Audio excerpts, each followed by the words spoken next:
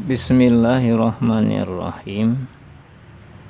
Innal hamdalillah nahmaduhu nasta'inuhu wa nastaghfiruh wa na'udzu billahi min sururi anfusina wa min sayyiati a'malina may yahdihillahu fala mudhillalah wa may yudlil fala hadiyalah.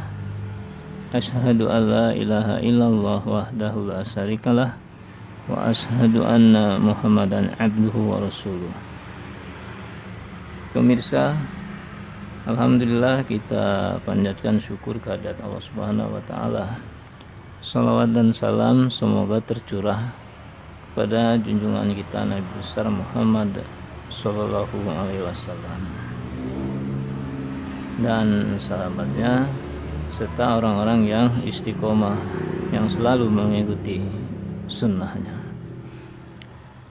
Pemirsa, pada kesempatan ini kita akan membahas tentang mengingat kembali peristiwa Isra dan Mi'raj Nabi besar Muhammad sallallahu alaihi wasallam.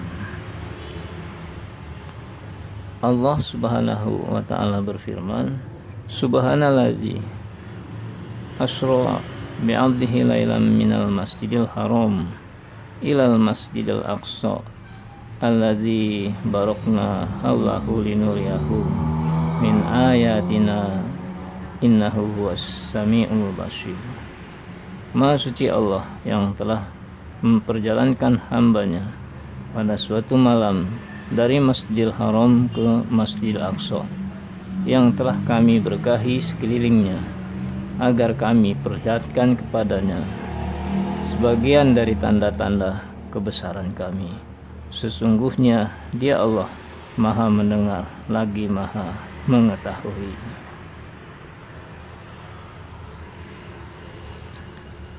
Allah Subhanahu wa taala memulai surat ini dengan mengagungkan dirinya dan menggambarkan kebesaran perannya karena kekuasaannya yang melampaui segala sesuatu yang tidak mampu dilakukan oleh seorang pun selain Dia.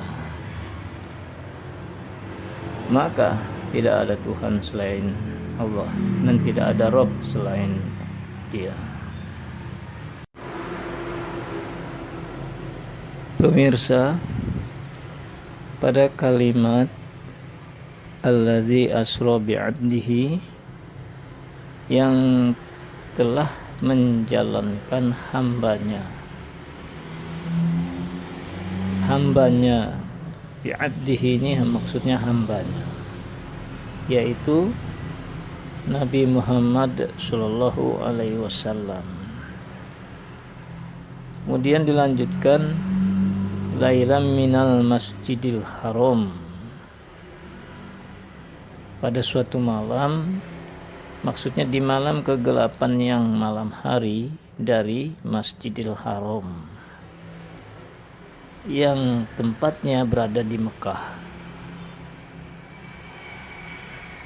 ilal Masjidil Aqsa, ke Masjidil Aqsa, yakni Baitul Muqaddas yang terletak di Elia atau di Yerusalem, tempat asal Nabi terdahulu yaitu Nabi Ibrahim alaihissalam.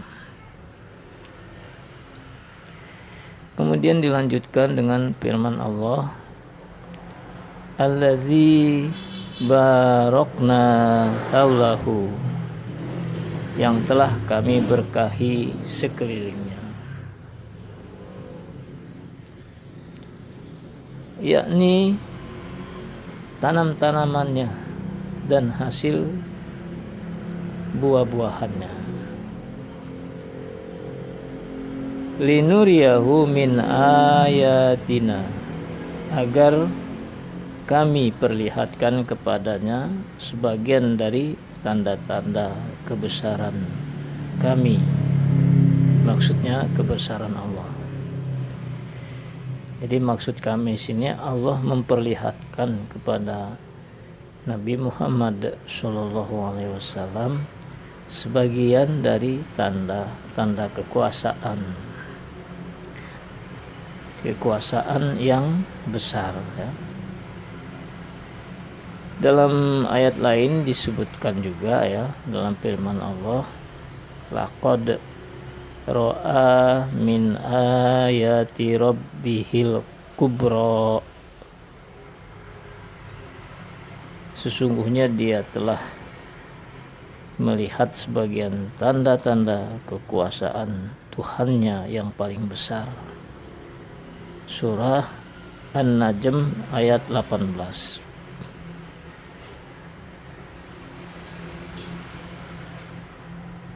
Kemudian dilanjutkan lagi firman Allah Subhanahu wa taala, innahu huwas samiul basir, sesungguhnya dia Allah, dia adalah maha mendengar lagi maha mengetahui. Allah maha mendengar semua ucapan hamba-hambanya, yang mukmin maupun yang kafir, yang membenarkan maupun yang mendustakan di antara mereka. Dan dia, Allah, maha melihat semua perbuatan mereka. Maka kelak dia akan memberikan kepada masing-masing dari mereka balasan yang berhak mereka terima di dunia dan di akhirat.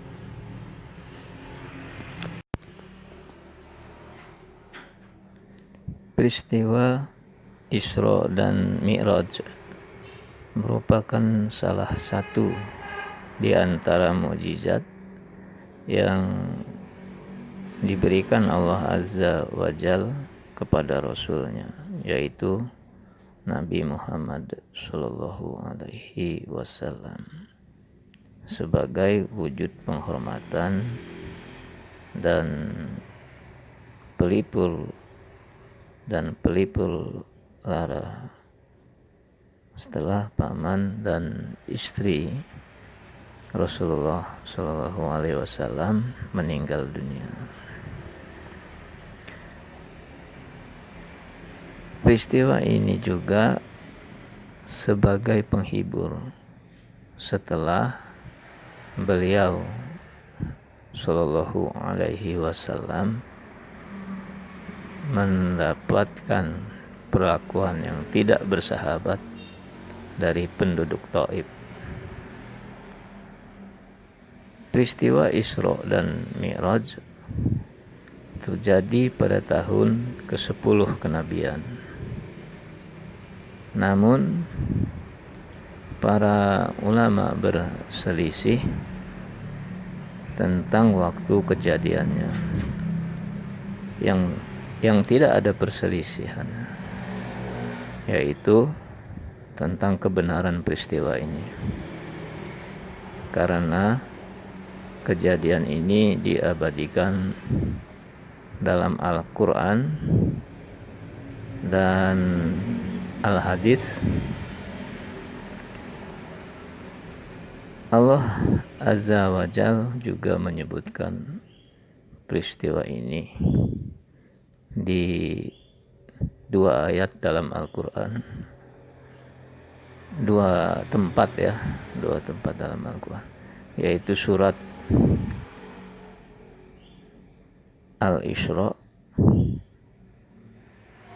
surat ke-17 ayat 1 dan An-Najm surat ke-53 ayat 13 sampai dengan 18.